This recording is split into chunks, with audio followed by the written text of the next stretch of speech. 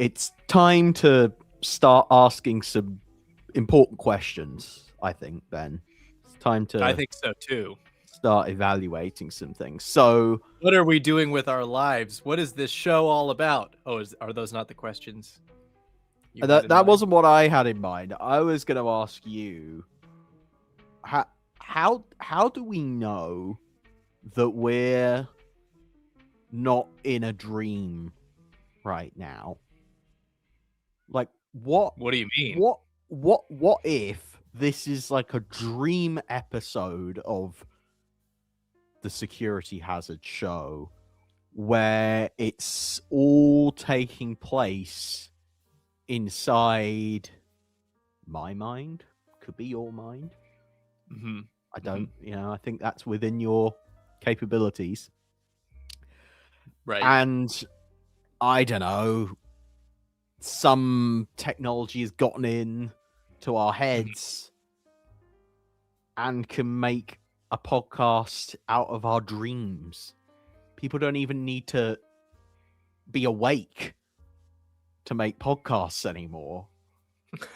They can just dream them up and stream it straight onto the internet, unfiltered. Don't need AI, don't need any technology at all. Just straight just from your dreams to the pod waves.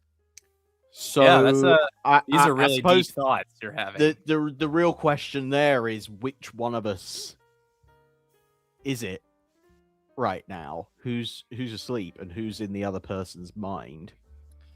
Well, Jack, what do you think? I've always felt like you're the Captain Troy Tempest to my phones. So I think it must be your mind that we're inside. That's not that's not a very nice thing to say. What do you mean? You're the captain of the ship. I'm just the funky, Troy Tempest is a pompous, egotistical twat. Phones is a really nice guy. Phones is a nice guy, but like he doesn't have a clue. Let's be honest. Like Phones doesn't have like an independent thought. He's always like, "What should we do now, Troy?" Yeah, he never knows what to do. All right. Well, I hope Troy's the one with the plan. Yeah, sure.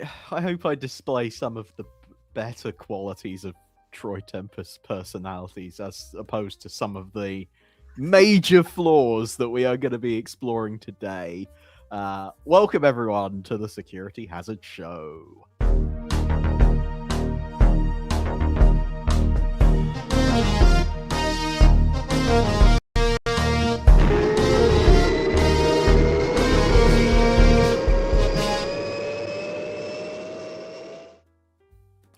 It's the podcast that's listened to everywhere from Marineville to Titanica. It's the Security Hazard Show.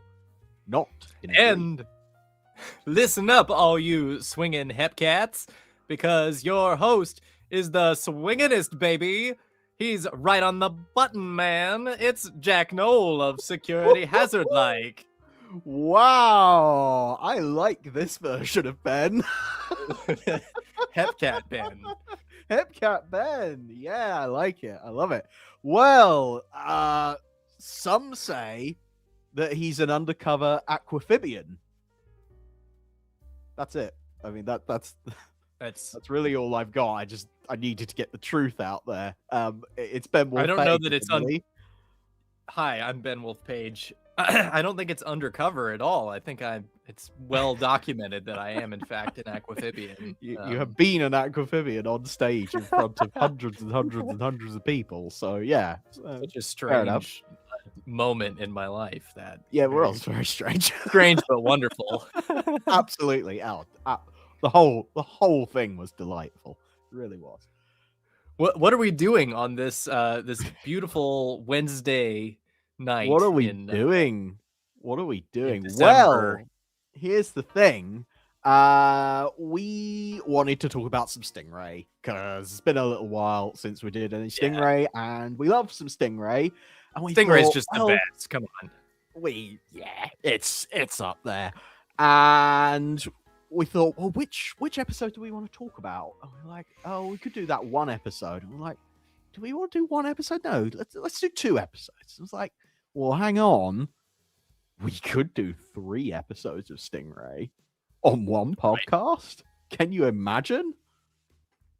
Well, and because you're the guy with the plan, you were the one who pointed out to me that there are, in fact, 3, count them, 3 dream episodes in Stingray, which I hadn't really thought about before. I mean, I know that there's a fair number of dream episodes in Fireball, but this is a pretty high. Yeah, I think Stingray has the highest count for them. So which I didn't believe never it or really not, thought about it before. I know, but this is no dream right now. We are gonna be reviewing 3 episodes of Stingray on today's show. We are heading into our War of Nerves segment. Here we go.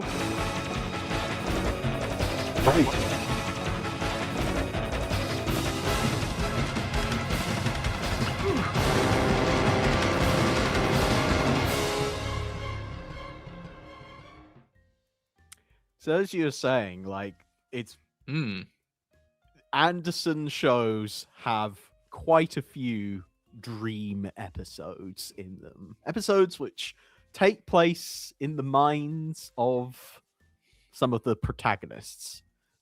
Yes. Sometimes the antagonists, I feel like. Does that happen? Is there an example of that? I'm not sure. Anyway, what's your general feeling towards the concept of a dream episode? An episode where it doesn't really happen, but we still get to enjoy an adventure, but it takes place inside the mind of one of our characters. How do you feel about that as an idea? Well, when I was a kid, and I was doing my watch throughs of the various Anderson shows that I had access to back then, I always skipped the dream episodes without fail. Wow. I never liked the idea of it. To me, it felt like a cheat as a kid. You know, you're going to set up all this cool action, and then, it's just a dream. We're going to take it all away. So I never liked it much as a kid. But as an adult, going back and watching the shows now, I find particularly these 3 that we watched for this show, I find those episodes to be really fun and imaginative and full of creative stuff and you know, character development as well. So nowadays, I look upon them with a bit more fondness. But yeah, 9, 10, 11-year-old Ben was not a fan. You're so skeptical at all. That's so funny. Well, I think I wanted it to be an action adventure show, and I didn't want to mess around with the kind of. I thought that dream episodes were like kid stuff. It's like, it's just kind of silly. Yeah. And now that I'm older, I'm more childish. I can lighten up a little bit. Isn't that funny? That's so often how it goes. Yeah, I mean, I know what you mean, but I often found the dream episodes to be some of the most exciting because they let you to go to places that you couldn't go in the real world. And that is very true. All right, sometimes you would roll your eyes and go, it's all a dream. Isn't that disappointing? But no, I like the scope of just opening things up a little bit and doing some weird and wonderful stuff. And as an adult, what I've come to appreciate is that they give us insights into the characters and their inner thoughts that we wouldn't normally be exposed to. And I think that is very true with the cases that we have today. We are taking a look at 3 different Stingray episodes: Raptures of the Deep, THUMB TEMPEST, and The Cool Caveman. Wonderful collection of episodes. Some highs and lows in there, and they all take place inside the subconscious of Troy Tempest, our lead character. So many questions about that. Why is it always Troy? springs to mind. Well, actually, that's what I was gonna challenge you. There are actually technically there are 5 dream episodes in Stingray, but they're not like full episodes, so we don't really count them. But what are the other 2? Okay, are the the Loch 2 Ness dreams in Monster Stingray? springs to mind. Mhm, The Loch Ness mhm. Monster has a dream where Phones thinks that he is a Scotsman. Yes. So that's sort of beautiful. So, infamous. and he What are the- dances a Highland jig, wearing a kilt, standing on top of a glen outside a castle. It's a beautiful, beautiful scene. Love it. It is a wonderful thing, and pretty much how I imagined living in Scotland would be, and I was not disappointed. I dance a jig daily in front of a castle near where I live. Love it. But I'm struggling to think of the 5th one there. It's been a while since Wow. I've watched Stingray all the way through. Wow. I What feel if like I it's was to another say Troy? no, no, another no. Troy dream? It's Commander Shaw. Oh, of course Ghost it of the is. Sea, the nightmare at the beginning, which is sort of, I mean, it's a flashback. It's a very realistic dream in the sense that it just tells the events as they happen, but it is technically a nightmare, so it does sort of count as a dream sequence. So, yeah, we have I count it as 5 dream sequences in Stingray. Maybe there are more. I can't remember, but anyway, yeah. But At we're least talking 5. about what we would consider dream episodes, where it's like the bulk of the action or a significant portion of the action takes place inside a character's head. And in this case, it's always Troy, and these dreams, to greater and lesser extents, all tell us a little bit of something about Troy's personality, which is often considered to be one of the he's often the same with all the Stingray characters, really. They're often considered some of the richest and most kind of well developed and most recognizable and easy to identify with of all the Super Mario Nation characters. There's just something about characterization in Stingray that is done so well. The characters have they flaws, really and little preoccupations that come up again and again, and the relationships between them all are so strong and well considered, and they vary across the course of the series, and all this sort of stuff that you really, I mean, you wouldn't expect it from a kids show, let alone a show made with puppets. Really, they're just so in depth. It's fantastic. It really is so good. And the dreams just give us a little bit more of a look into Troy's head. So I think we're probably going to attack each episode one at a time. I think that's the way. And we're going in production order. So I think we're going to start with episode 16, Raptures of the Deep, written by Alan Fennell, directed by Desmond Saunders. Ben, could you give us a little summary, perhaps, of what goes down in this episode? I'll give it a shot. So there's a couple guys who think that they know where some treasure is. They are the most wonderful swingin' 60s, sort of like they're almost like late 50s in their approach. These beatniks want to go on a quest to find some gold, a hidden undersea treasure. Commander Shore says no because their craft isn't seaworthy. They go anyway and get into some trouble. Troy has to go and rescue them, but he's running out of his own air supply.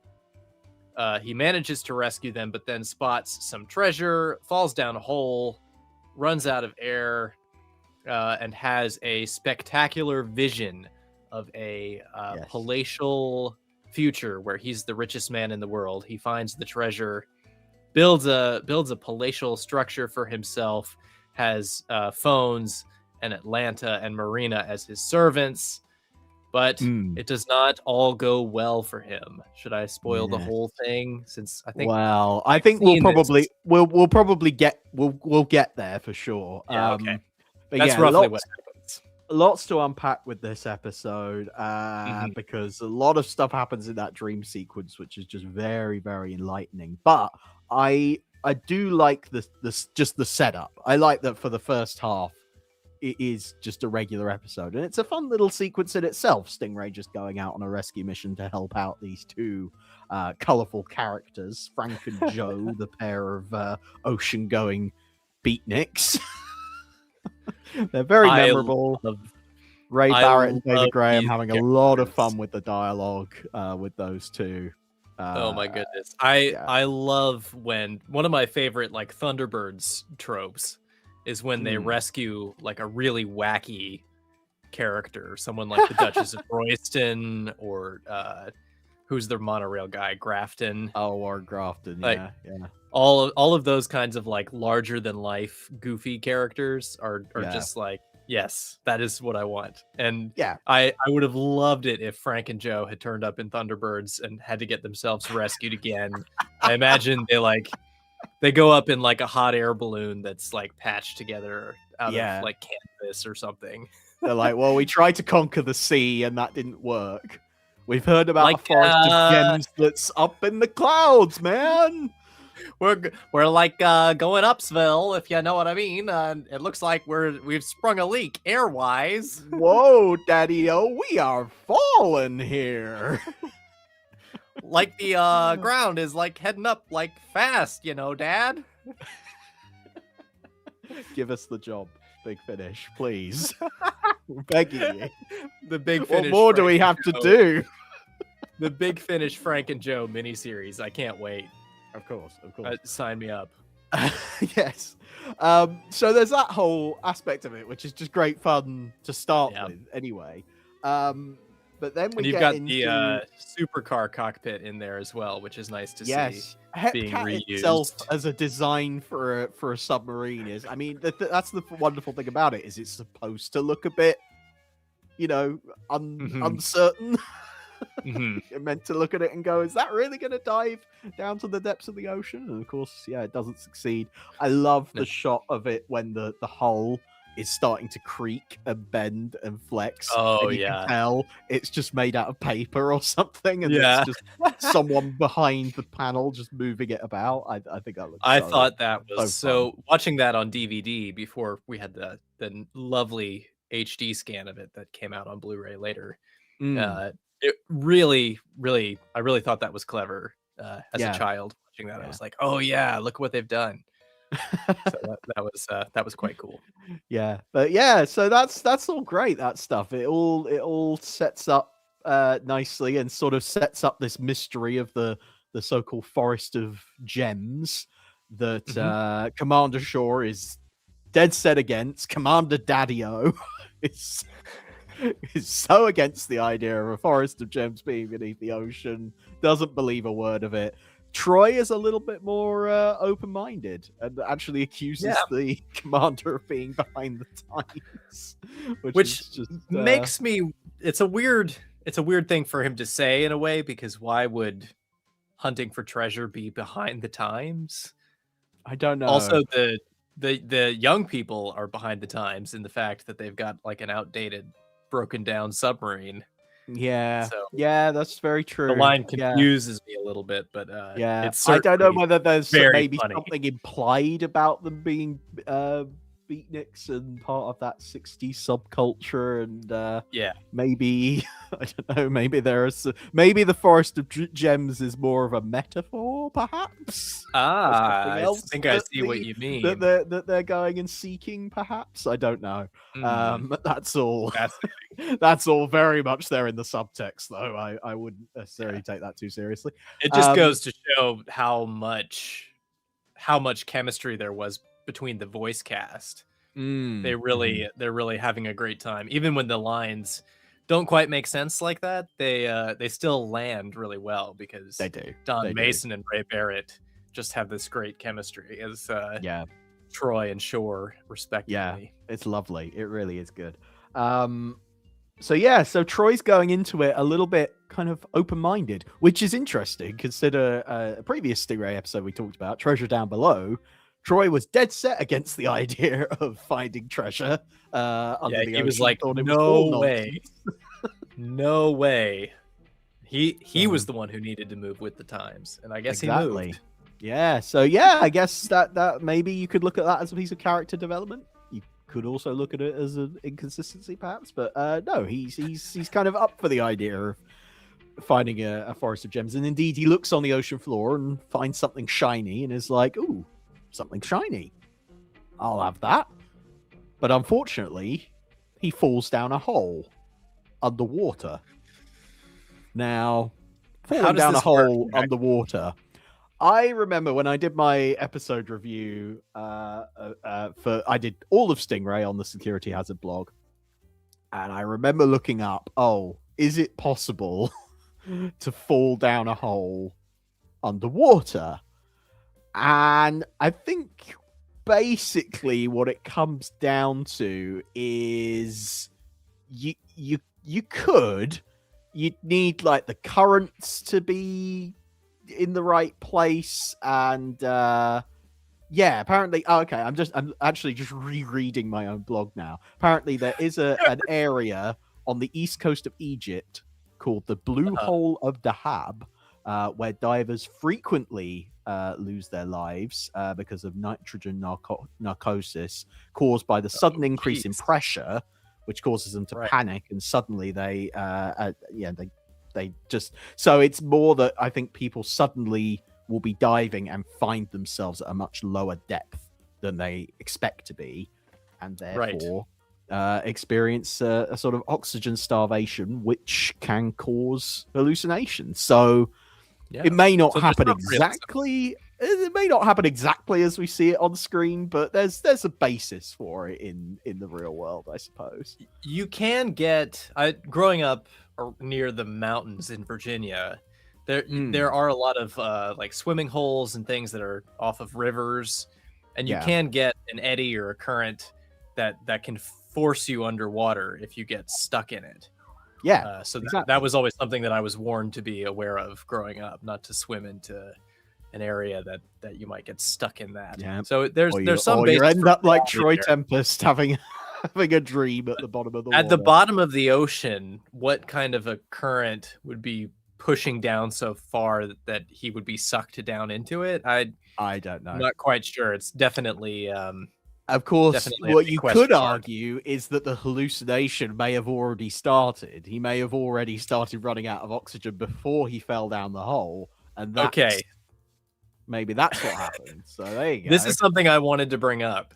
So in these shows, there's usually a clear, all three of these episodes, there's a clear moment where Troy's eyes close and we get a nice close up on the blinker head, and the eyes close, and you're like, aha, the harps are playing on the Barry Gray score. Wobbly, yeah. And you're like, this is where the dream begins and ends. Yeah. But you're saying to me now that there's a chance that might be a red herring, that there might actually have been a different beginning and end point. What do you think? I don't know. I just would have thought that something like that I've never, been starved of oxygen underwater, so I don't know exactly what it would be like. But I wouldn't have thought it would be a sudden switch. I don't think that's what would happen. I think you would start to slowly, have this experience. So, I mean, it is undeniable. There is a point in the episode where his vision blurs out and blurs back in again. I think that's where the line is for sure of when the dream starts. Because then immediately after that, the first thing he experiences is, oh, hang on a minute, I can breathe underwater just fine.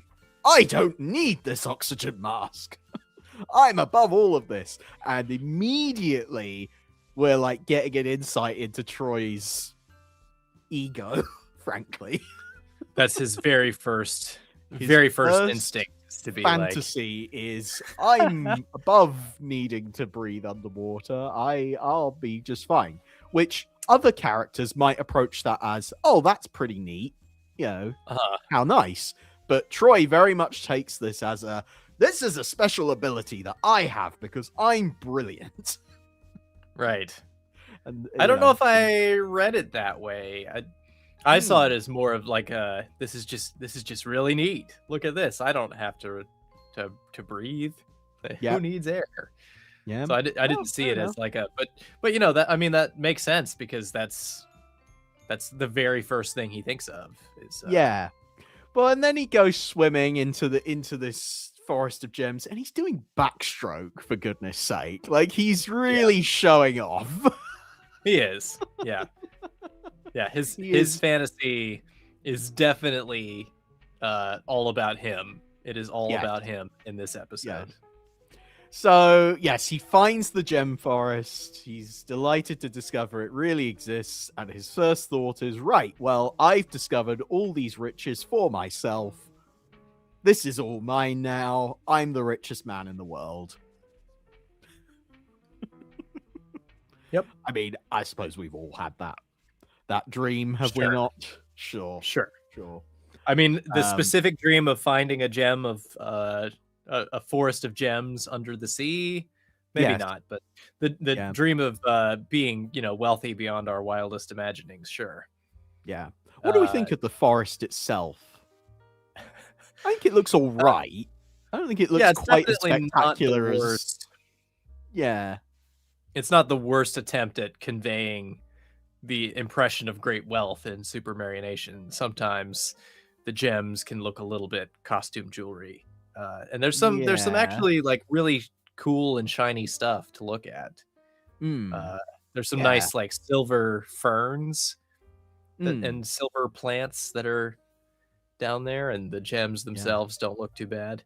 Yeah, I definitely say it's not the worst attempt. It looks okay. Yeah, I wouldn't have minded it being a little more dense, a little bit more, honestly, a little bit more forest-like. Just need a few more plants and things like that. Particularly, I can imagine, this is one of those moments, and there are many inside of Stingray, where I can imagine any viewers at home who were watching the series on their black and white TV set were missing out.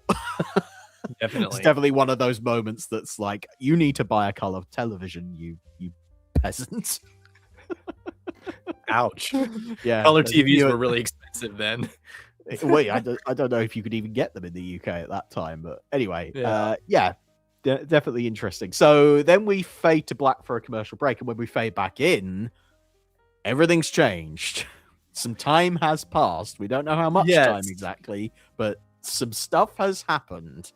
There's a sort of dream logic to that, where you sort of sometimes in dreams. I had a bunch of dreams last night, actually, Jack. In episode, my subconscious knew that we were going to talk about dream episodes today. So it decided to give me gave you some material to work with. Yeah.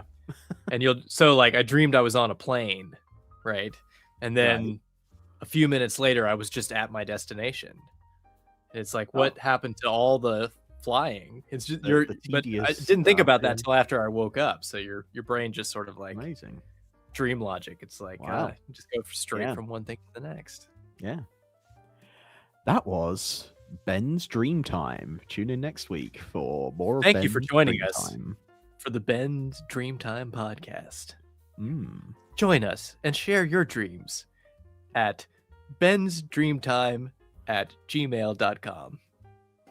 Yes, send all those emails straight away. We really want to hear what's been going on. All about in your head. Yeah. Anyway, what's been going on inside Troy's head is he has built himself a palace. And it is he's clearly a bit of a history fan here. That's true, I suppose, which maybe contradicts something that comes up a little bit later. He's gone for this.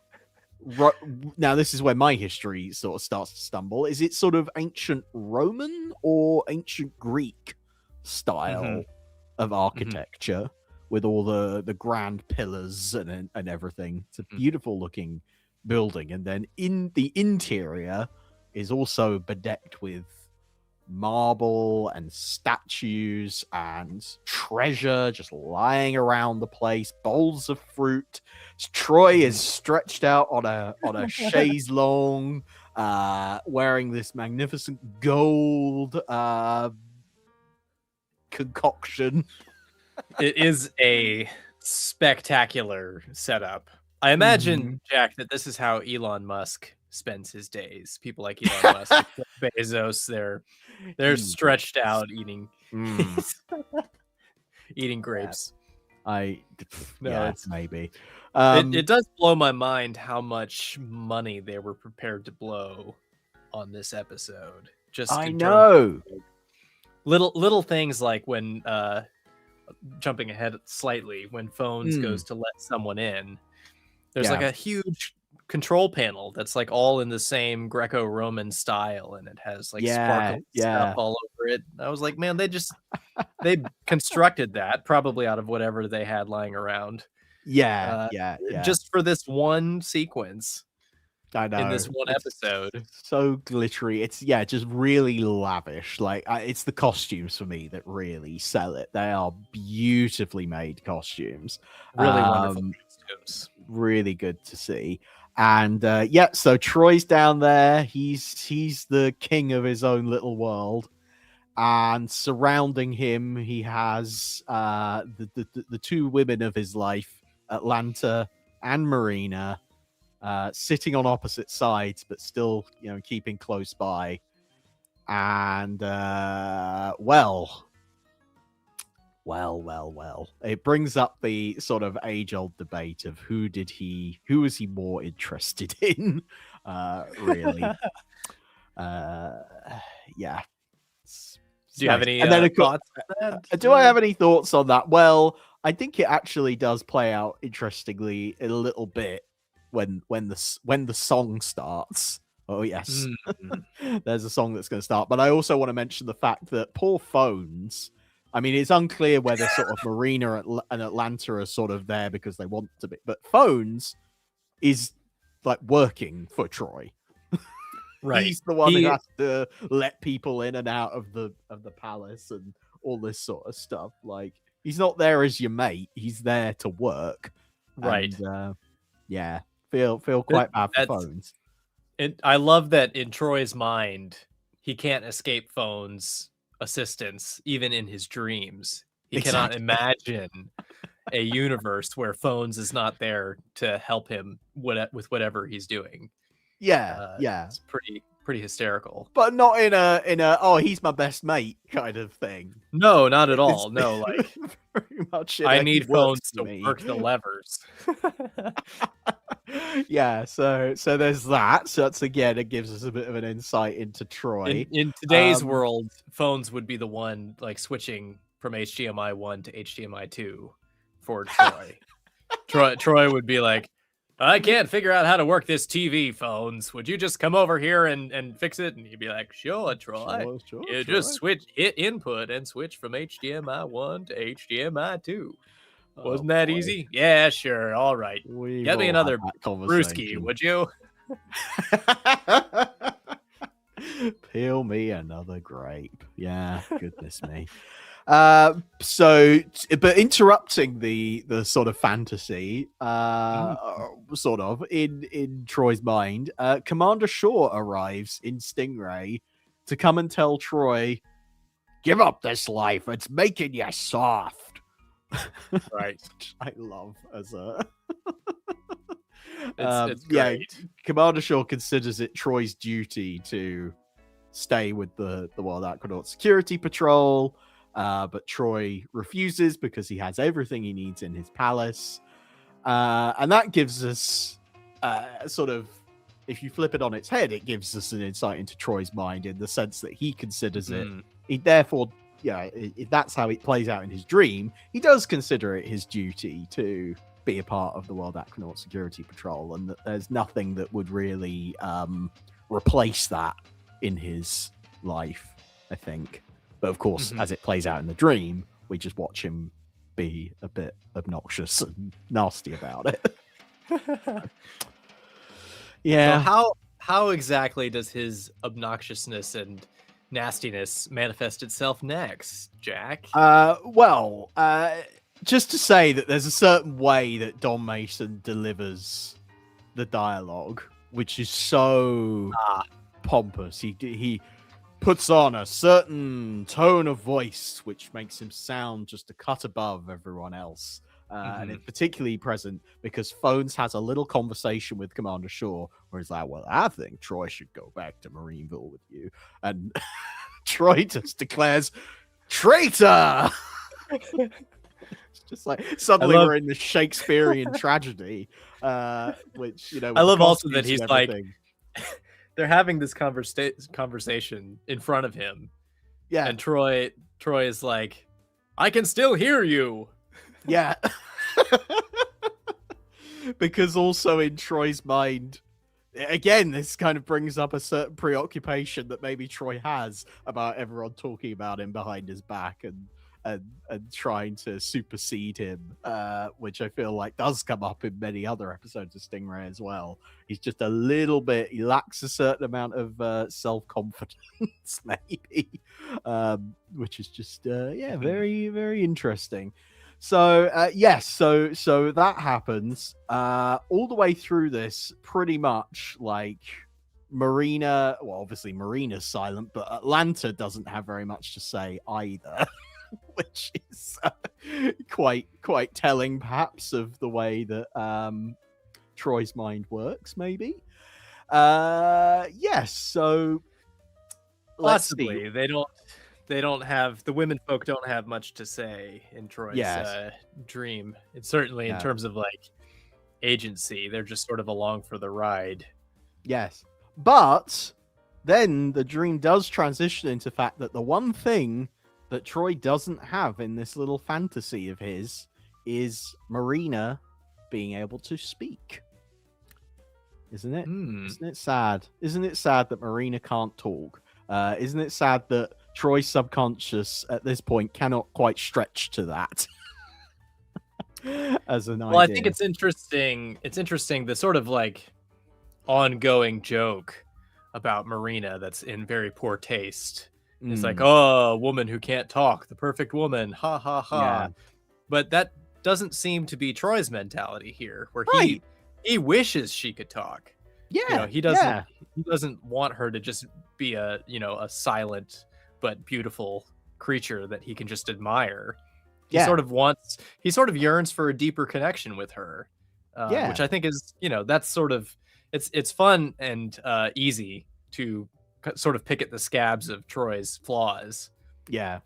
But there's definitely a deeper layer there where he's like, I can't, even subconsciously, he knows that if he neglects his duty, bad things will happen.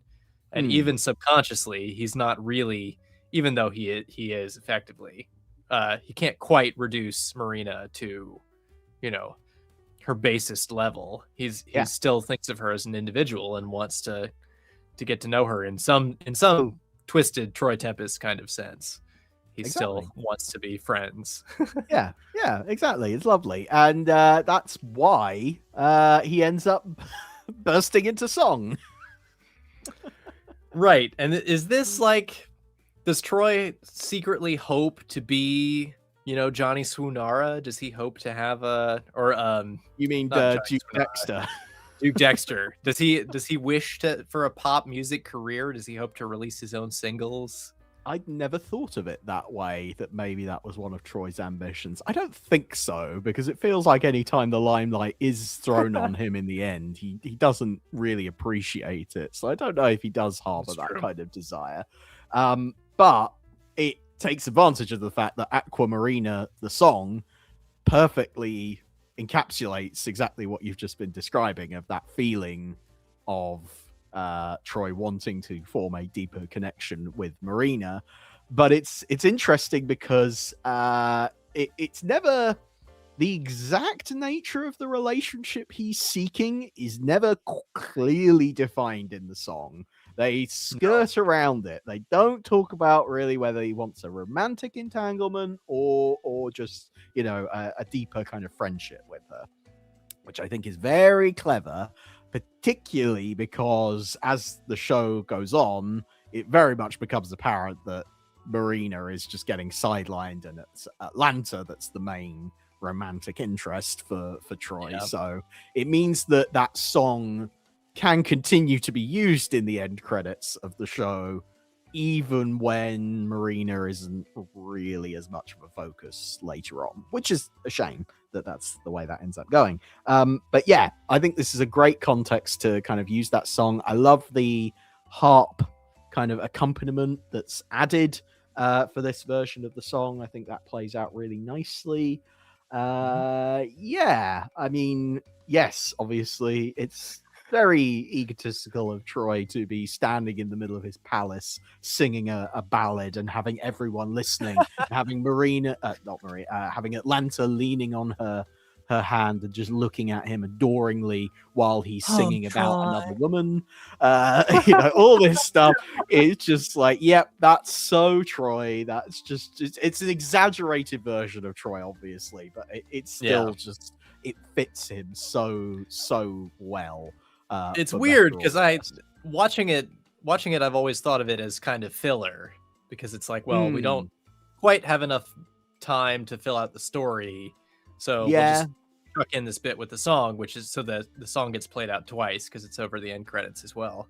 Yeah, unchanged. Which is a downside. Yeah, but looking at it now, I'm like, it must have been just as difficult to shoot these bits. Because they have like an elaborate kind of swooping camera movement thing. So they would have had to put the camera on the dolly and do a move and rehearse it. I mean, it must have taken just as long to shoot as it would do to shoot a normal setup in the cabin. Exactly. No, I don't think it was filler. I think it's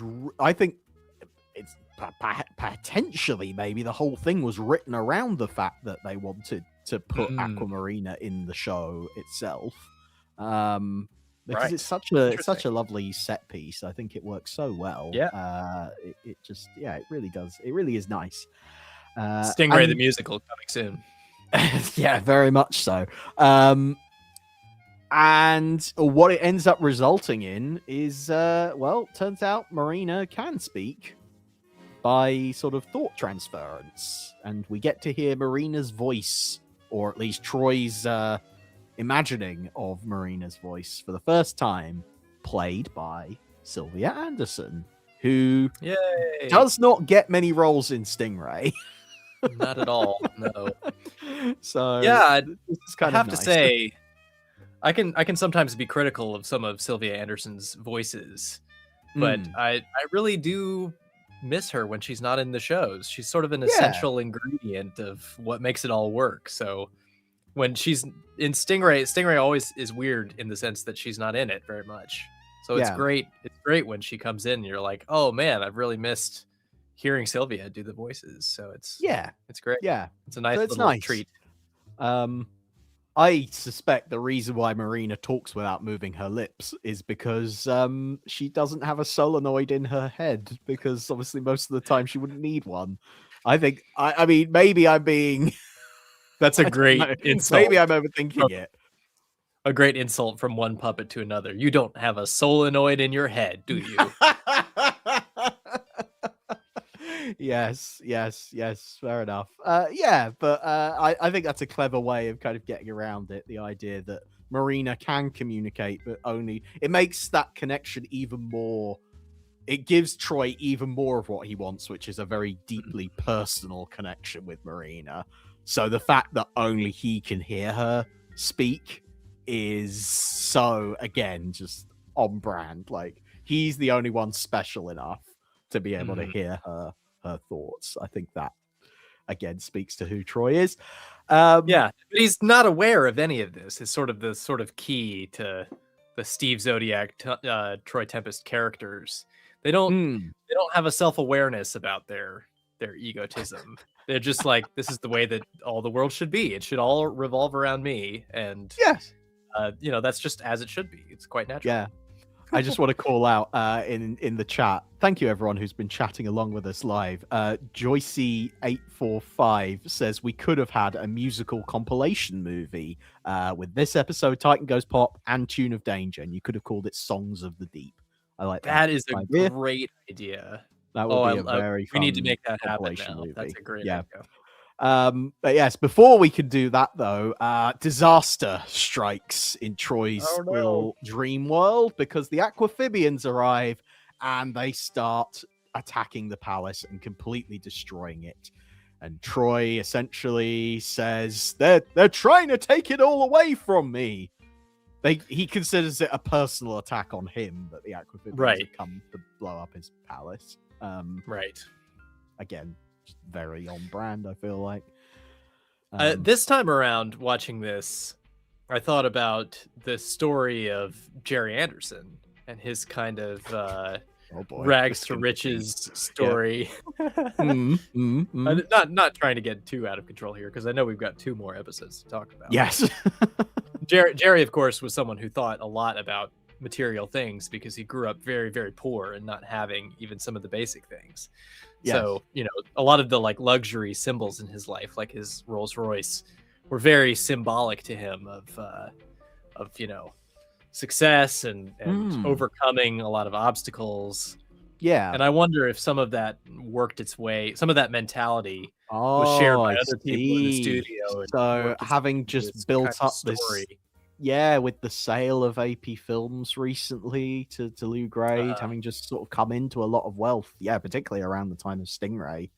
Yeah, maybe that was a preoccupation. Suddenly, the Aquavivians were going to come along and take it all away from him. Yeah, maybe so. Maybe that was a real fear. I'm not sure. Yeah. Or just this kind of like, there's a sort of deeply cynical mindset that as soon as you have what you want, somebody's going to come along from somewhere and try to take it away from you. Right. Exactly. Yeah. That's sort of like, that's sort of a deeply cynical mindset. But I wonder if that was sort of, rooted in some fears. I don't know, because maybe this episode was it's certainly something that's consistent with Troy. Like, as soon as he can be very protective of like Man from the Navy is the perfect example of that, where he gets jealous that potentially there's this other guy who may show an interest in Atlanta. He doesn't like that at all, because particularly at that point in the series, it's sort of very apparent that like he and Atlanta are getting together slowly but surely, and so he feels like he's got her, and to suddenly not feel that way. And the same thing happens with Johnny Tsunara in Stand By for Action, like all this stuff. Like, it's very apparent. Troy is very insecure as a character, and it makes for some delicious drama. And of course, this is the sort of the pinnacle of all of that, where all of his riches suddenly get taken away from him, and it all comes crashing down around him. And we then, when the disaster is at its peak and it seems like there is no hope, and the oceans are coming in to wash away all of his hopes and dreams, suddenly phones and his lady friends too. And his lady friends. Yeah, we don't really know what happens to all of them in the end. No, they just sort of disappear, fade away. Well, Marina was probably fine. Like, drowning's not going to be a problem for her. Yeah, she probably got Atlanta to safety while Troy was freaking out. Yeah, but phone stuck with him all the way through, and it says, "Here's a breathing mask for you. Put this on, and you'll be okay." And that's a really neat little transition back into the real world. Troy wakes up. He's on Stingray, safe and sound.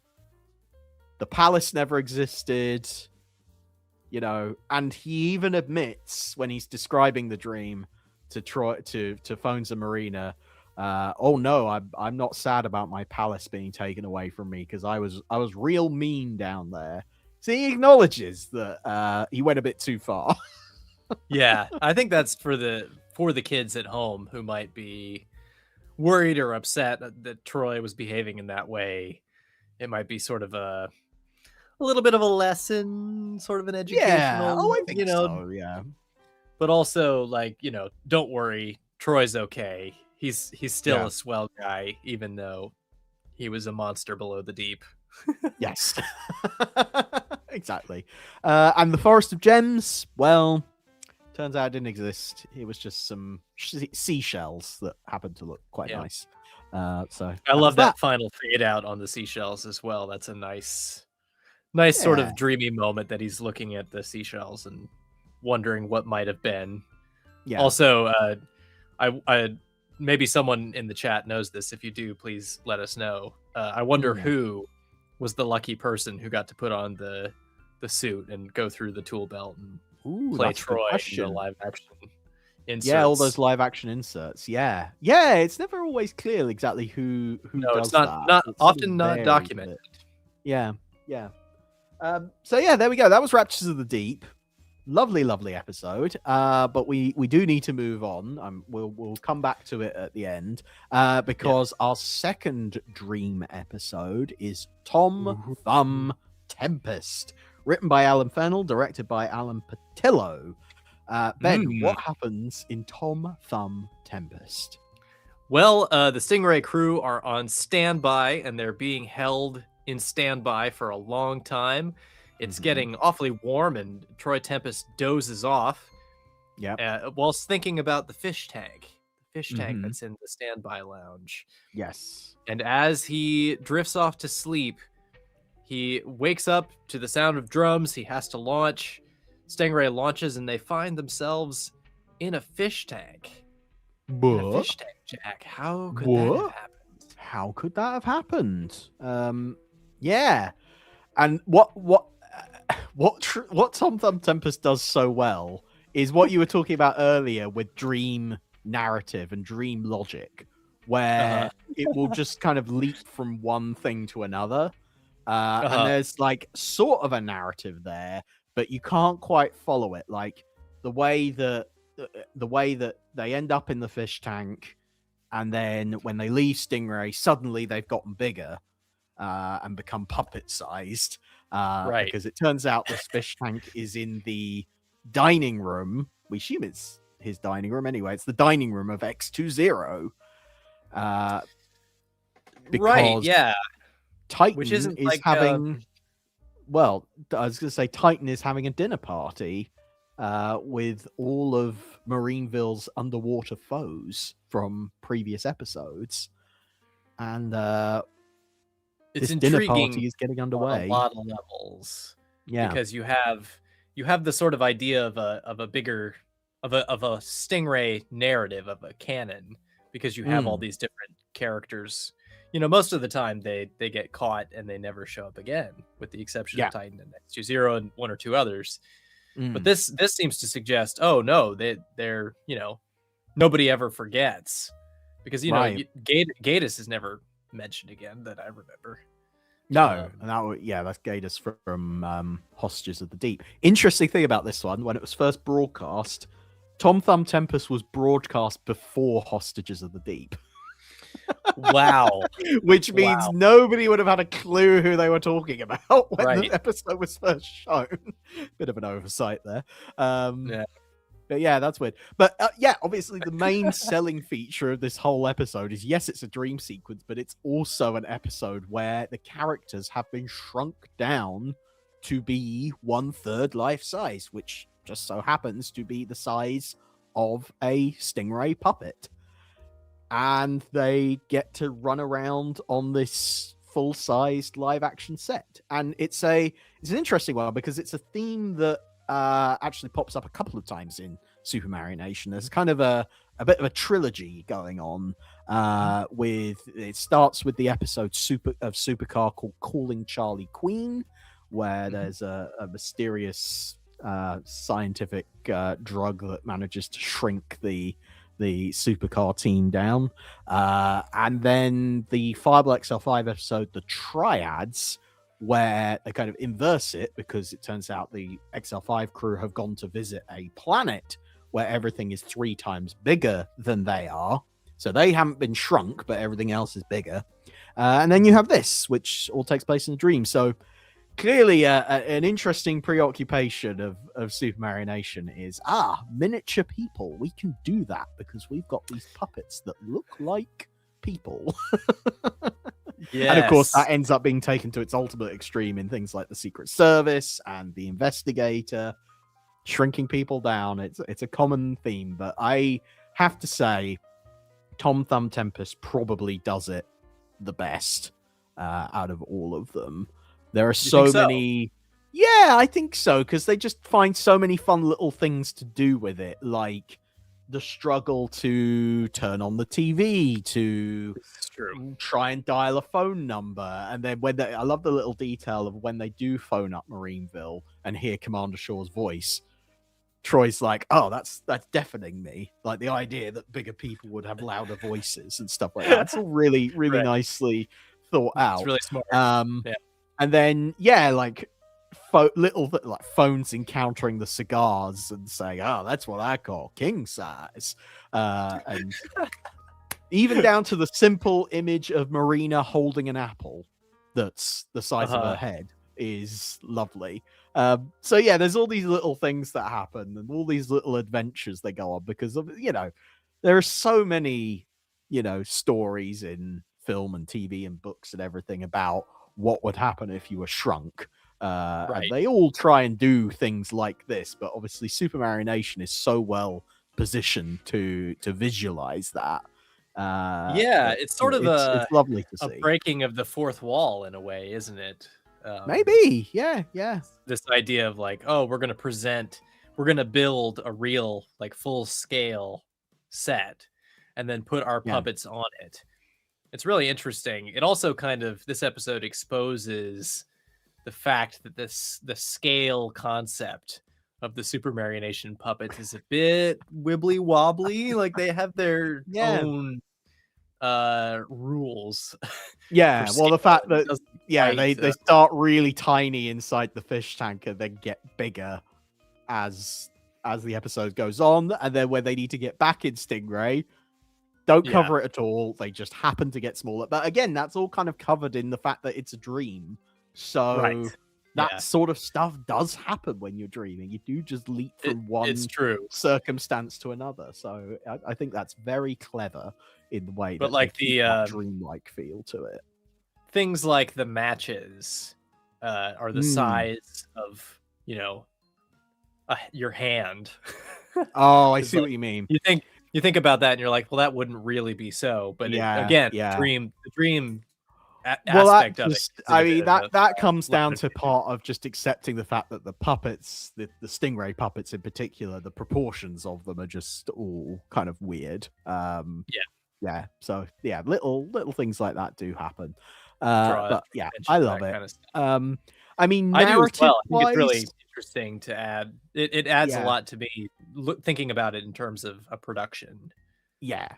How they and narrative-wise, there's not necessarily. It's more sort of lots of little isolated moments. There isn't much of a sort of overarching kind of story to it, other than the fact that they realize Titan is the one holding the dinner party, and so they discover on the table that there are these plans for Marineville, and that those plans need to be destroyed.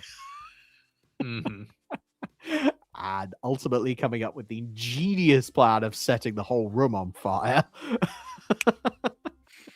That's just like, these items that are made of paper. I wonder what we could do to burn these pieces of paper. Oh, I know. Well, we need to cover them in fuel. Brandy on it. We need to dump some brandy on it, obviously. It's the same thing a little later on. He goes, once the fire has sort of taken hold, and it's a massive blaze, by the way. I really, watching it as an adult, I'm like, there's puppeteers right up above this. As they're flying. I do think there is some very clever way that it is shot where there's not much of the table that's actually on fire, although you do see the flower arrangement catch fire in the middle of the table. So yeah, there is a certain amount of like, it's still anytime you work control. Anytime you work with fire on set, especially in that, like they're indoors, presumably with like hot lights, so the set's already really hot.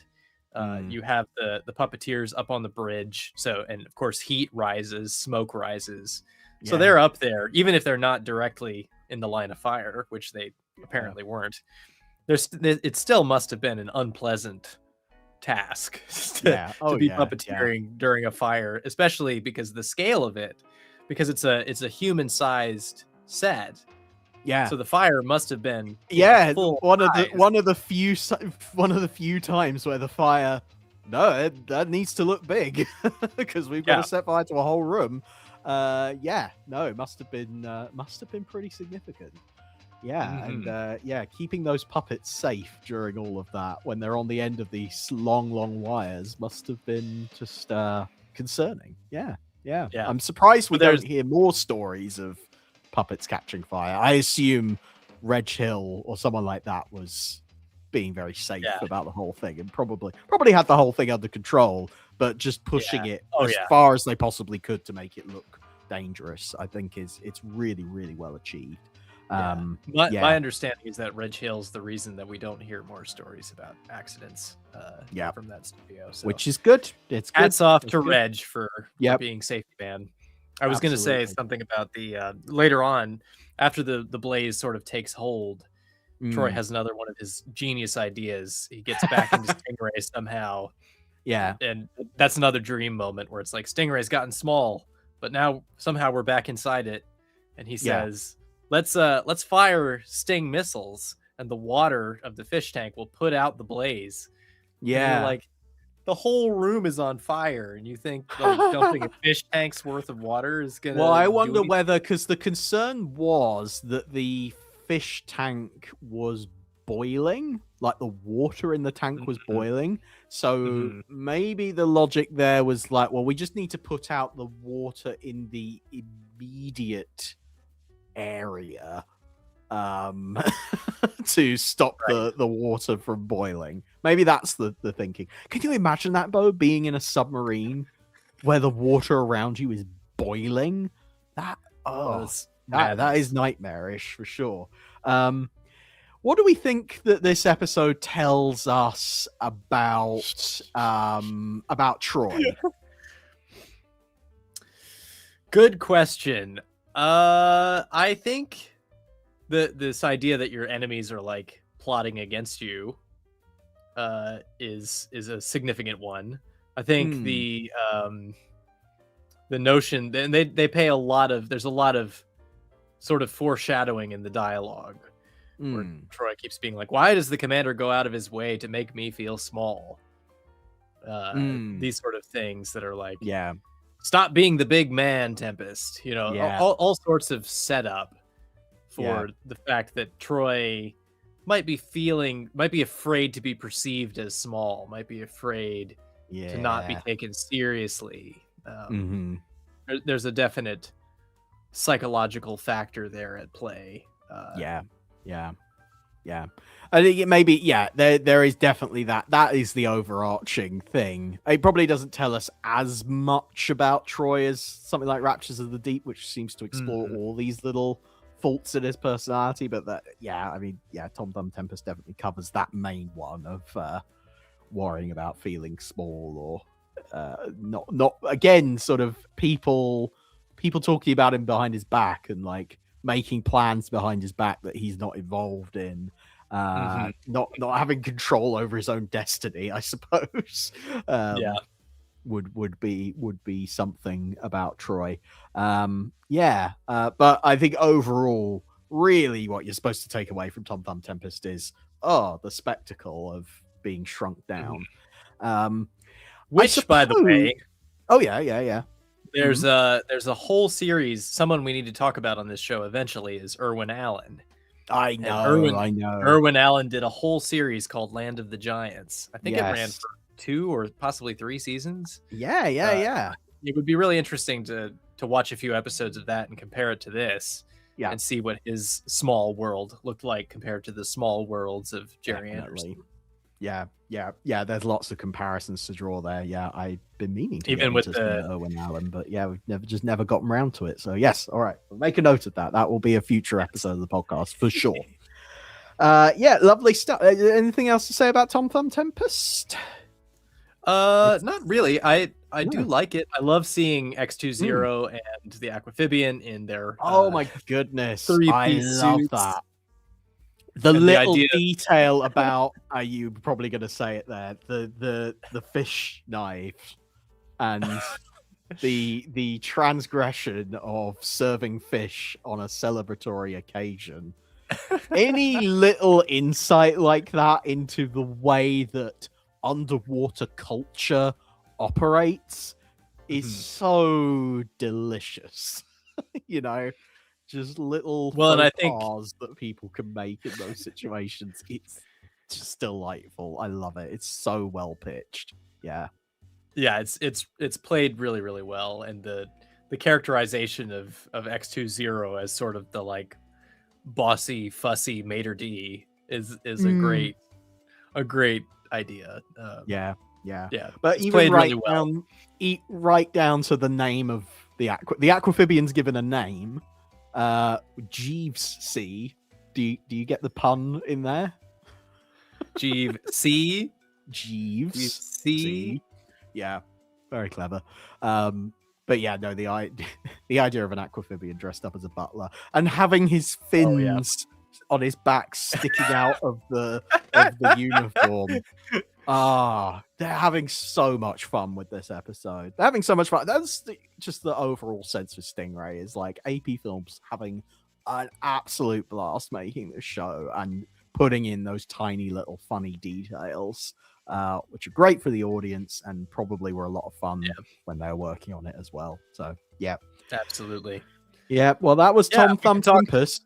We could talk about it more, but we have to move on. We've got because we have our the Return of the Jedi of this trilogy. I love thinking of the supporting cast as Ewoks. That's interesting. Maybe there is a parallel there. It's the Cool Caveman, which is written by Alan Fennell. All three of these Dream episodes come from him. Directed by Alan Patillo. Ben, what happens in the Cool Caveman? Well, everybody's getting ready for a fancy dress party that Atlanta's throwing. No one can quite decide what they're going to wear, especially Troy is having real difficulty deciding what to wear. Yeah. Meanwhile, there's a ship at sea called the Shenandoah, and the Shenandoah is carrying some highly dangerous radioactive isotopes. Of course. And there's a chance that Stingray may be needed if that ship runs into trouble, so Troy's on standby. But of course, while he's getting ready for the party and thinking about what he's going to wear and, basically being on standby, just waiting around, he starts to get very sleepy. His eyelids get heavy. And as he's drifting off to sleep, he was flipping through the pictorial history book, looking for ideas for his cosplay. Yes. And what does he fall asleep looking at but a picture of two very handsome cavemen. And so he dreams of some cavemen somehow getting a hold of the radioactive isotope aboard the Shenandoah. Yes. Well, the Shenandoah hits a rock. That's right. In the middle of the ocean. In the middle of the ocean, it hits a rock. And we watch as the radioactive isotope, only one, this huge container ship seems to only be carrying one of these canisters. And also some barrels and crates, like wooden crates. Yeah, and it's all just loose on the deck of the ship as well. That's what I love about it. It's like no effort has gone into packaging any of this stuff. It's just none of it was like strapped down or tied to anything. It's just loose. No, but again, this is all in Troy's imagination, of course. This is how Troy imagines things are shipped.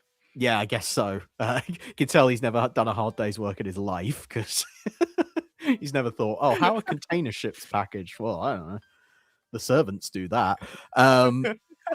So anyway, yes, they go underwater to try and recover this radioactive isotope. They've been given some anti-radiation pills by Commander Shaw, and they are told that the radiation that's being transported was M27, the most dangerous radiation of all the radiation. And basically, Troy phones not Marina.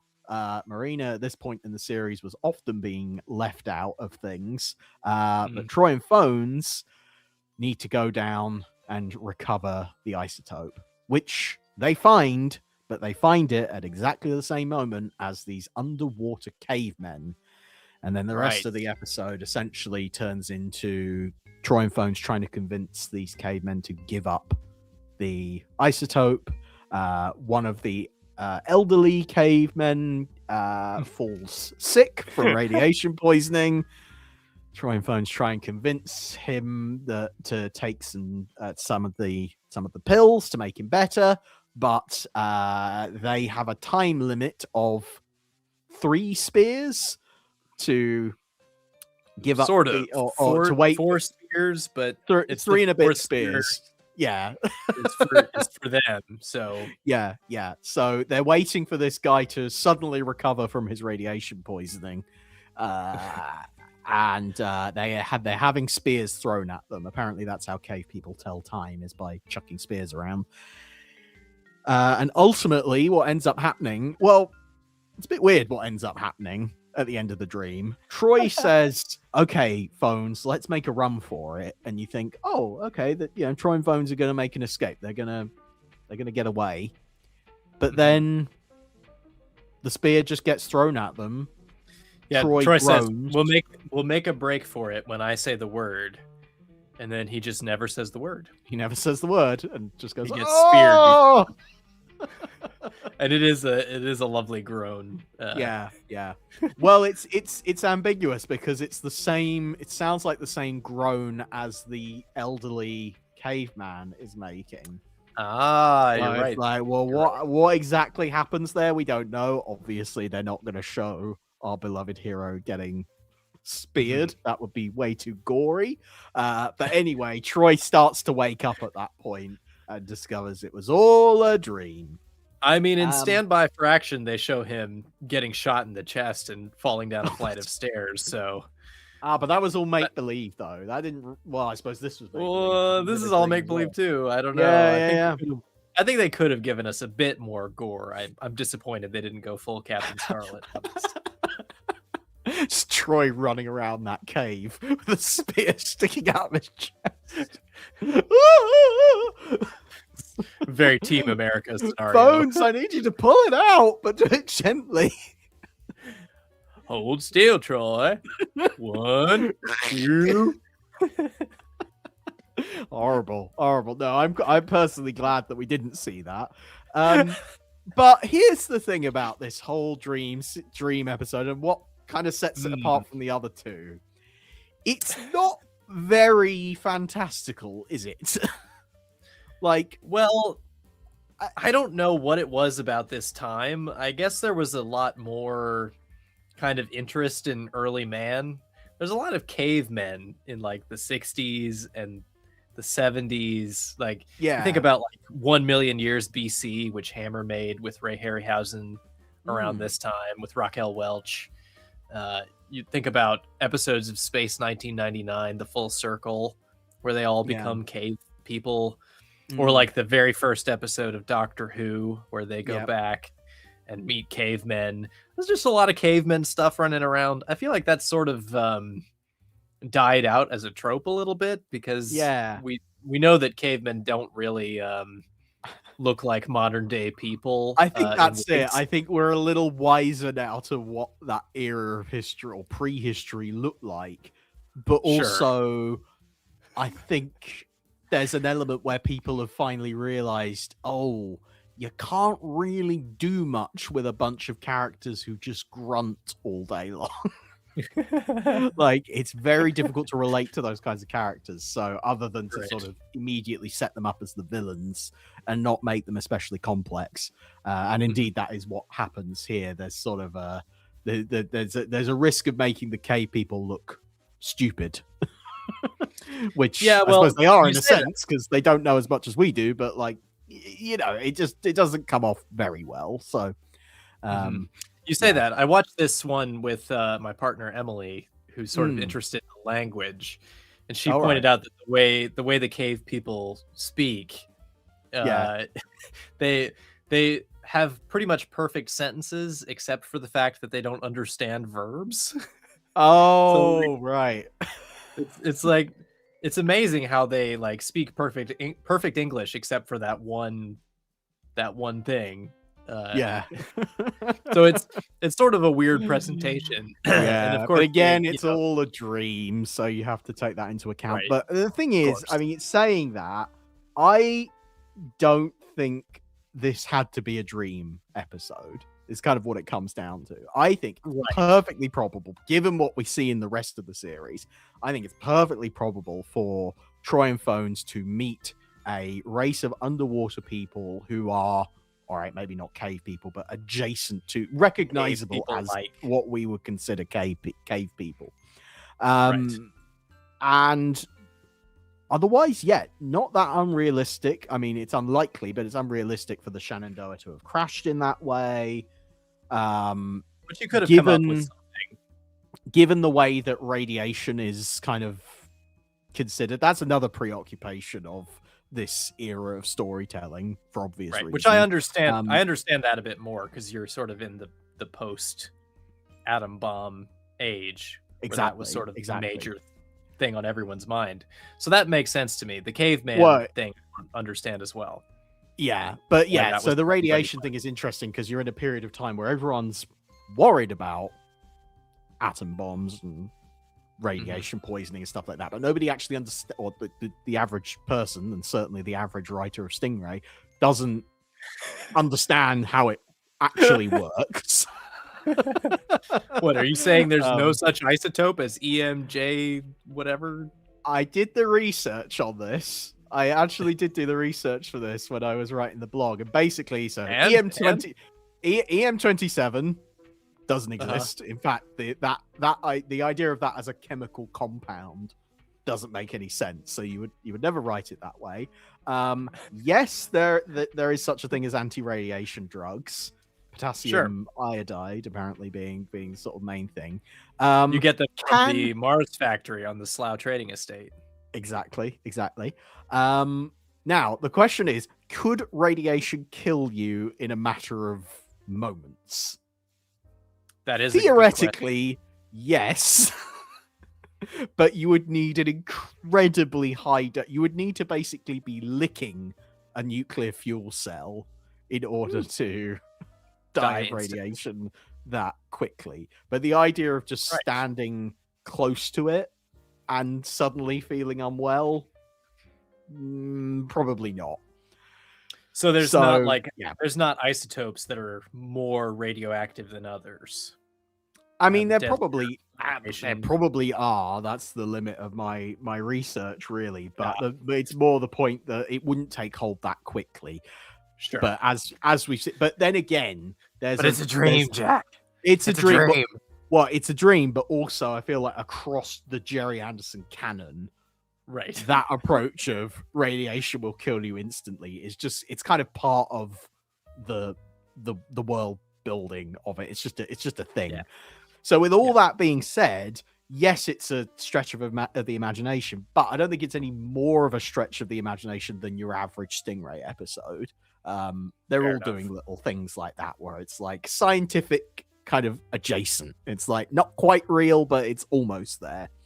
So yeah, it therefore means that yes, this the only thing that makes me go, well, the reason why this had to be a dream sequence is because of that way that it ends, where it's like, okay, Troy and Phones are like, we're gonna get out of this, and then they don't.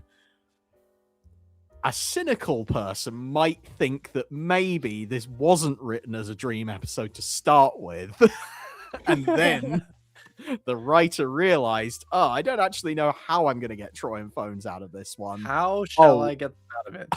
I'll just go back and I'll make it a dream. Maybe. Interesting. That probably isn't the case, but that's the way that's the way it could come across. It's such a it does that thing that the bad dream sequences and bad dream episodes do, of the dream feels like a cop-out. Yes. Whereas in the other two episodes, it was kind of inherent to the way that the story was being told. It kind of had to be a dream. This one, it doesn't feel necessary, really. And it just feels like a way of wrapping up the story quickly. So yeah, that's what I have to say. I mean, you could, that's fair enough. I think you could, if you worked hard at it, you could come up with ways to do Raptures of the Deep or Thumb Tempest in non-dream sequence ways. You could have a minimizer. Yes. You could have, have Troy be under the influence of some sort of alien influence. Under the influence I of an know. influence. Is that far away from him being starved of oxygen, though? I don't know. No, I agree. it's not. Definitely something like Thumb Tempest could have been in a weird alien way. They could have come across an alien who could have shrunk them down. That in the universe of Stingray, where lots and lots of weird and wonderful things are possible, that could have happened. I don't feel like it would have been quite. It wouldn't have given the same. Well, it wouldn't have offered the same insight into Troy's character that we end up getting with this, right. Which brings us to the question. The question here: what do we think that the cool caveman says about Troy's subconscious character? Troy. Not a lot, really. I mean, this is the problem as well. It doesn't really give us much about him. Nothing that unusual happens.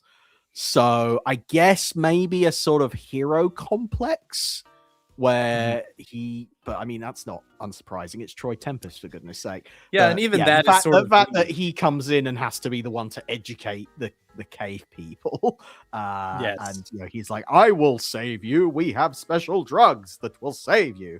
Some of that Kipling-esque white man's burden attitude in the way he approaches the caveman. Maybe there's a little bit of that, but overall, I think that's. But also, how he would have approached it if he'd been awake. So it's funny because he sort of, in his other dreams, he comes up against his enemies, sort of at their strongest. So in Thumb Tempest, he's got an alliance of all his enemies, kind of plotting, and they're all 3 times the size of him. In Raptures of the Deep, he's in a situation where, an entire army of aquamphibians come down upon him. Yeah. In this situation, he falls into a hole. Yeah. Like he's not paying attention to any traps they may have and just falls into a hole. His adversaries are cave people.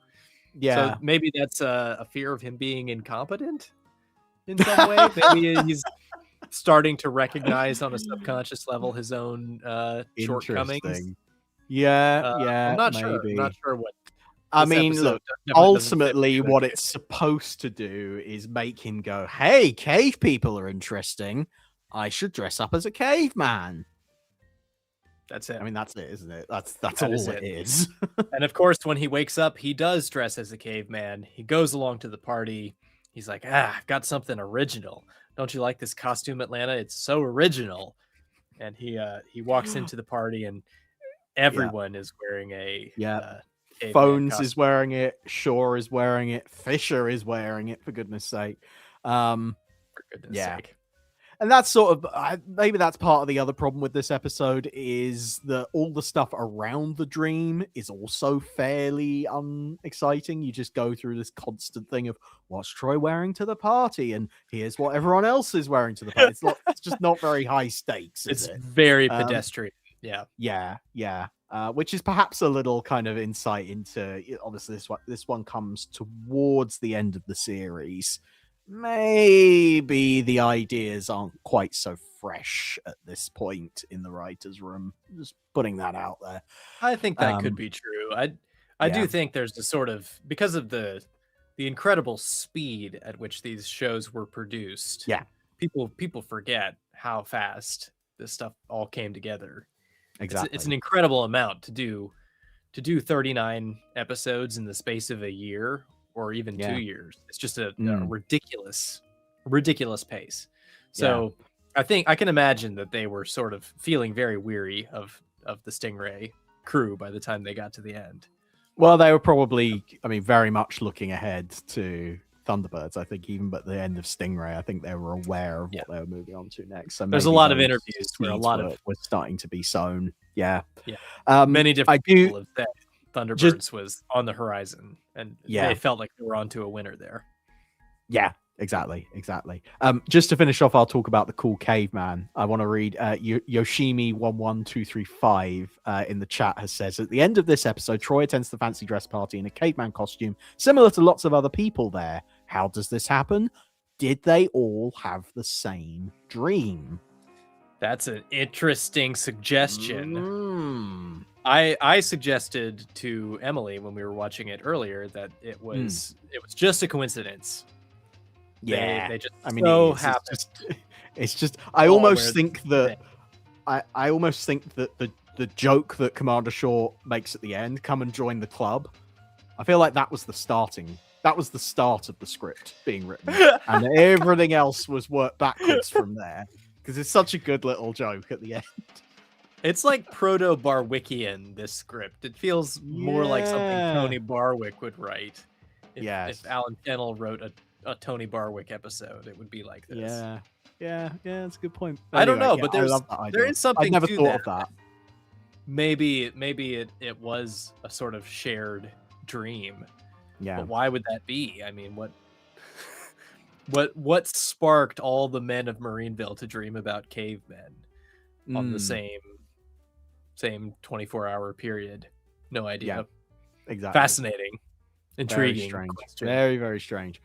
Well, ponder that question for many years to come. Yes, exactly. Now, 3 Dream episodes, Ben. Yes. Which one is your favorite? Ooh, I knew you were going to ask me that. And yet it's kind of the reason we're doing this. So yeah, it's not that much of a surprise. It's not a surprise. I like I said, I always used to skip these, and I don't think I will anymore because I have a new appreciation for them watching them now. Especially getting to see them in HD because I was lucky enough to get a copy of it on Blu-ray. It just looks stunning. They all look really great. I'm really impressed with all the effort and the detail that goes into making these shows. It's just phenomenal. I actually am going to go way, way off beam and say that my favorite, and it's not the best, by a good sea mile, I'm going to say that my favorite is actually The Cool Caveman for the very reasons that you have just denigrated it. Not because of the cavemen, which I don't care about at all, but just this sort of hangout vibes of we're just going to spend a day in Marineville watching everybody get ready. I just found that really like wholesome and charming and nice, and I love the puppeteering. So it opens with there's some shots of the Shenandoah, and they cut back to Marineville, and Fisher, who's sort of an underrated character in my opinion, very much is he's wearing sort of a disguise with a mustache and a fake nose and comedy glasses.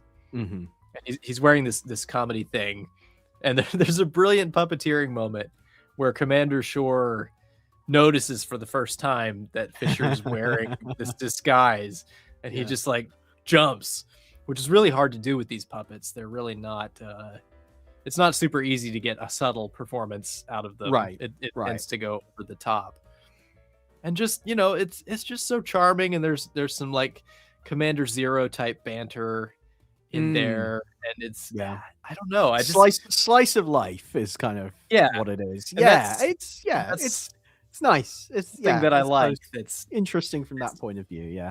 It's not the best of these. I think that honor goes to another, but I think that's the one that grew the most in my esteem watching it this time around. Okay. Interesting. For me, I think I have to go with the one that I enjoyed the most when I was like 7 years old, which was THUMB Tempest. Really got a kick out of how surreal that one is.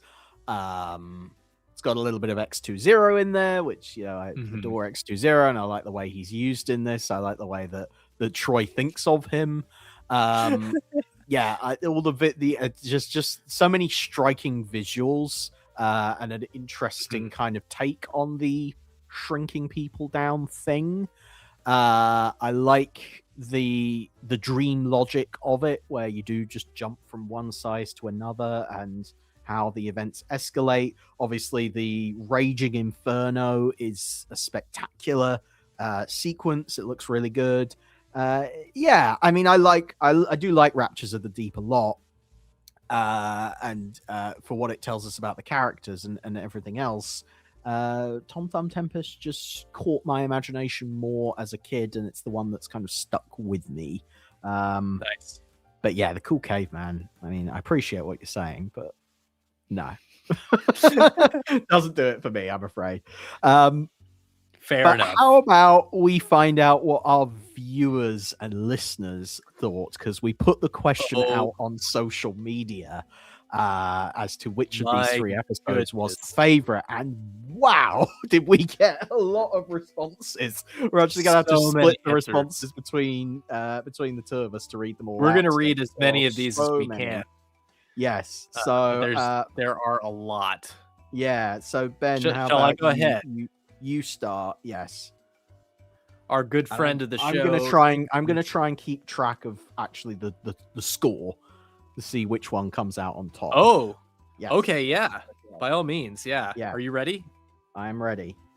All right, here we go. Penguin Made of Dynamite says, the bigger question, what's in the water near Marineville that keeps making Troy Tempest hallucinate so often? In terms of choosing an episode, Raptures of the Deep is the only one I can remember. Marina speaking and Troy singing the theme song are stuck firmly in my head, the latter mostly for how particularly cringeworthy it was. Oh. It was almost satisfying watching the Aquamphibians blow up his palace after that. I love that. Rooting for the Aquamphibians. Yeah, sure. All right, well, that's a point to Raptures of the Deep. Emily Davies simply says Raptures of the Deep. All right. Shadow Moth 9158 says they would love a Robert Harrop figurine of Prince Troy from Raptures of the Deep. Okay. Would have been a beautiful, fun little statue. So in the same range as the X20 on Jack's desk there. Yes. Prince Troy. I think we can count that.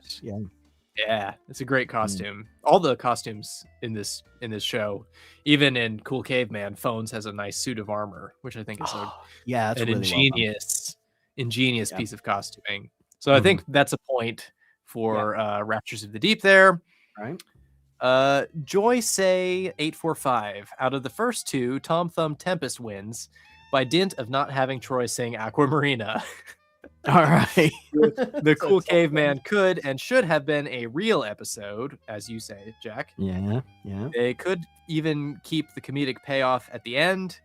They'd have had to have found a way to get Troy and Phones out of that trial by spear, though. Mm-hmm. So that's a point for Thumb Tempest. All right. Lovely few stuff. more. Les Paul TB2 says, my favorite would be whichever episode came next, having pressed skip. Not a fan of the Dream episodes. Sorry. So Les Paul in the same camp that I was in, skipping the Dream episodes altogether. No points awarded. All right. You do not pass go. You do not collect $200. All right. Adam Luff, good friend of the show, says Thumb Tempest has the better adventure, but Raptures has memorable moments like the Aquamphibians attack. And although the music part is cringy, the shot of Phones with his arms folded, looking indifferent, is always a highlight. I do love that. Plus, the 2 beatniks at the start are a laugh.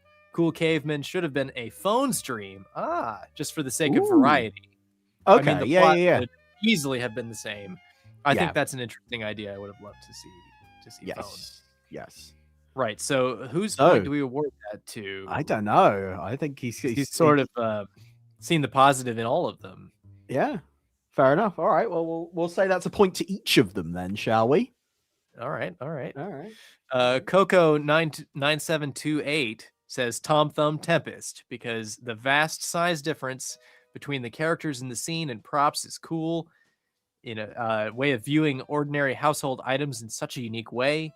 Mm-hmm. Also, seeing them so small in comparison always makes me laugh. So there you go. It makes people laugh.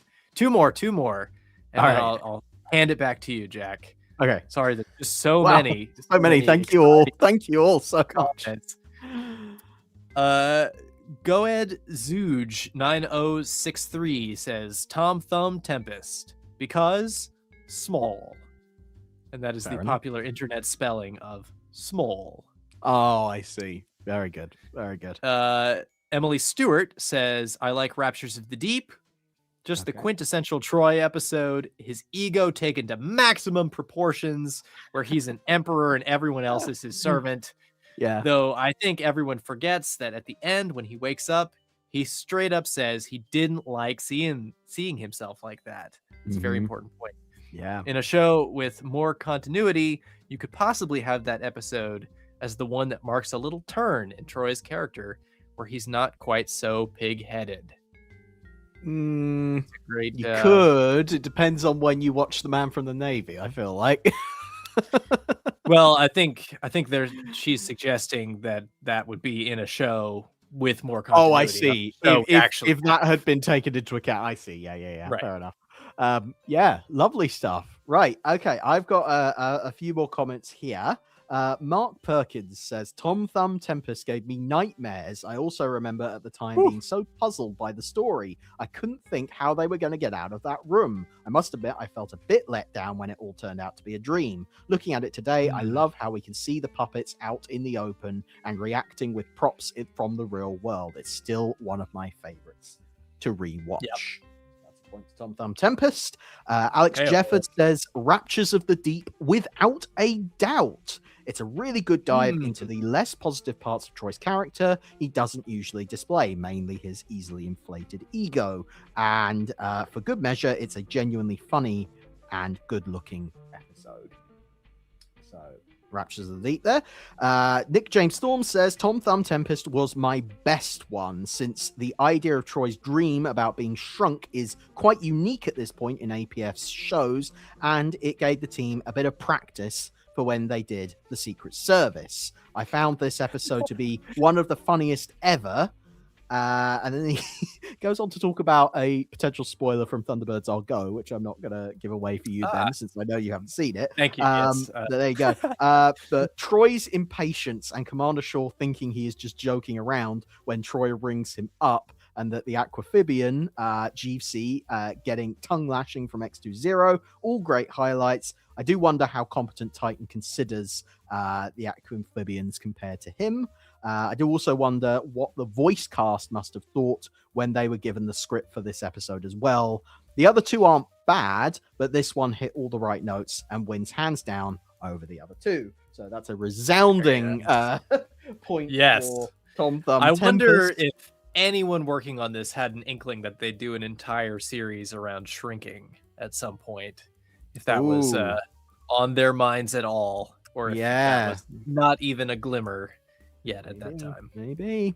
A couple more here from Blue Sky. Rhapsody Angel on Blue Sky says, Raptures of the Deep. It's very exotic, and Atlanta and Marina's costumes are rather nice. We hear Marina's voice as well. Troy is a bit full of himself, though. Well, that's just par for the course for Troy. Yeah. And finally, Simpsons Clips 24 says, my favorite is Raptures of the Deep. I don't know exactly why, but maybe it's because you hear Marina for the first time, or you get Troy singing the beautifully haunting Aquamarina, courtesy of Gary Miller. I do wonder just what is going on inside that subconscious of Troy's, though. And there we go. That is all of the comments. Place. Amazing wow, that's so stuff. many. Thank you all so totally much. The final score that I have written down here, based on maybe somewhat having to interpret some of the scores from people's comments, the Cool Caveman has maybe 1 point, maybe, from Adam Love. Thumb Tempest has 6 points. Raptures of the Deep has 8. So Raptures of the Deep comes out as the favorite dream episode of Stingray. What do you make of that, Ben? All I have to say Neither to that of us picked that one. What I have to say about that is Ooga, icky, icky, dicky, ugh. No offense to any cave people who might be listening to this podcast. Well, there we go, Ben. That was our show. Thank you all very much for tuning into the Security Hazard Show. We broadcast this live every single Wednesday at 6 p.m. UK time on youtube.com/JackNoll, including next week, Christmas Eve. Join us for our Christmas special. We will be live on Christmas Eve. Yes. Just for Cancel you guys. your plans. Come and tune in. Obviously, enjoy. you have nothing more important to do than to listen to us prattle on about Jerry Anderson shows. So yeah, but it's going to be join very us. Christmas themed. We've got some nice surprises in store, including a couple of surprises for each other. Oh, yes. About. it's yes, very so exciting. tune in live. Catch us here on YouTube, as well as all my other Jerry Anderson YouTube videos. My Advent series is ongoing. And it is so festive. Yeah, we are so festive here with Security Hazard. Love a bit of Christmas. Yeah, you can also catch us on all your favorite podcast platforms, of course. Please rate and review us on those and make sure you're following along every single week because we want to see this show grow and grow and grow even bigger than Troy Tempest's ego. Maybe not that big. Well, Ben, if anyone does want to inflate our ego to the size of Troy Tempest, what can they do to maybe show us a little bit of extra love? Maybe what can people do? Well, this is the season of giving, isn't it? And you can give to us on our Patreon, patreon.com/securityhazard. If you want to buy us a Christmas present, we'll give you a Christmas present back. Hey, exactly. We give back. It's not all take. We do give as well. What kind of thing do we give over there on Patreon, Ben? Well, Jack mentioned that I've not seen Thunderbirds Are Go, the 2015 series, and I'm working my way through that. I have a reaction video to that coming out later this week. I'll be watching an episode called Fire Flash, I believe. I wonder what that's about. So I'm looking forward to that. Also, if that's not your cup of tea, we've got tons and tons of other stuff. We're going to be doing a wrap-up end-of-year special there and lots and lots of other stuff. So that's patreon.com/securityhazard. Any little bit of support that you could offer us there means the world to us. We're so grateful for all of you listening to our crazy show and supporting us as we do this stuff. It's just so much fun. Exactly. Love it. Thank you all. For everything else, head over to securityhazard.net. That's your one-stop shop for posts, reviews, videos, podcasts. It's all there. All things Jerry Anderson. Links to my social media are on there. And coming later this week, Space Police Star Laws. Yes. We're not quite done with Space Precinct yet. It'll never be done. After this, you'll be doing Star Cops, right? The BBC show? No, maybe yes. Probably not. And then the Lego Space Police too, right? And then I'm just getting tired. I mean, I do like Lego. Maybe that could happen. No, I think that might be a bit much of a stretch. But yeah, so that's all going on securityhazard.net. Ben, where can people find what you're up to? Including, I believe, we're getting to an exciting stage with your Starfleet project. Yes, indeed. I am currently working on the final chapter. I've been reviewing the entire series of Starfleet since 2022, maybe. Wow. 2023, early 2023, late 2022, somewhere around there. And I'm working on the final installment of that. You can find links to that, and you can find a link to my Buy Me a Coffee page where you can access them early before they go out to the public and support me there as well. All of that is on benwolf.page. benwolf.page. That's the place to go. All right, everyone. Well, thank you very much for tuning in, and we will catch you next time. Bye for now. PWOR.